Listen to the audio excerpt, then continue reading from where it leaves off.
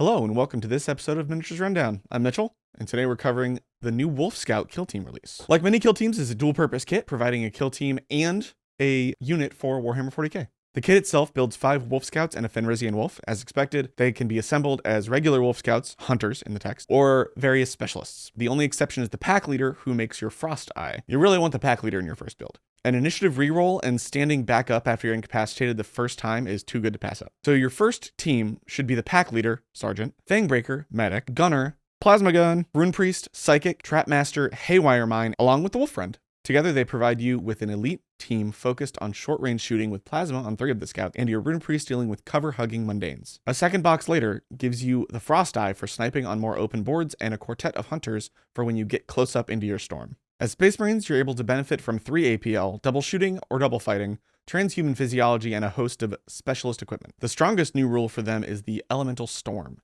With a radius of 6 inches, the storm covers a large chunk of the board. Every Space Wolf Scout may charge from conceal if the charge begins or ends in the storm. Additionally, 4 of your operatives get buffs to shoot or fight while within the storm. Wolf Scouts do have some downsides. You're a small elite team. You can't cover the entire board, and every lost operative steals significant capability from your force. And your combat strength depends heavily on the storm. Bad placement hampers your attacks, slows your tempo.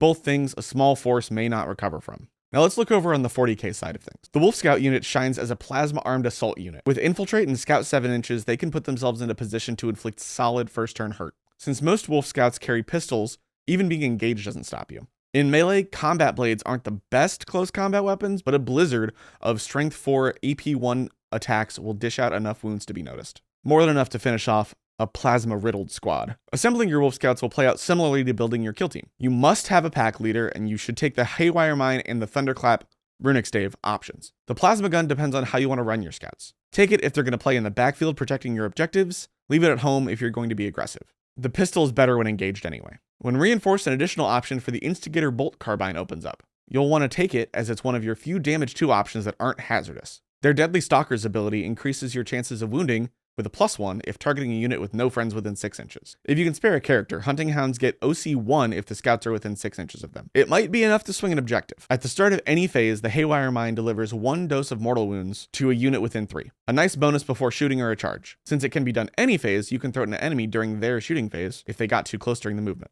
On the downside, Wolf Scouts are short-ranged units who prefer to attack isolated enemies. This makes their choice of targets somewhat predictable. Also, while they can enjoy good deployment abilities, they lack anything to help against enemy shooting or redeployment shenanigans. Watch closely where you place them and where they'll end up after combat. Agree to disagree or got something to add? Leave it in the comments below. Like, subscribe, or ring the bell. Each bit helps the channel with the Mechanicus and their algorithm. Bye.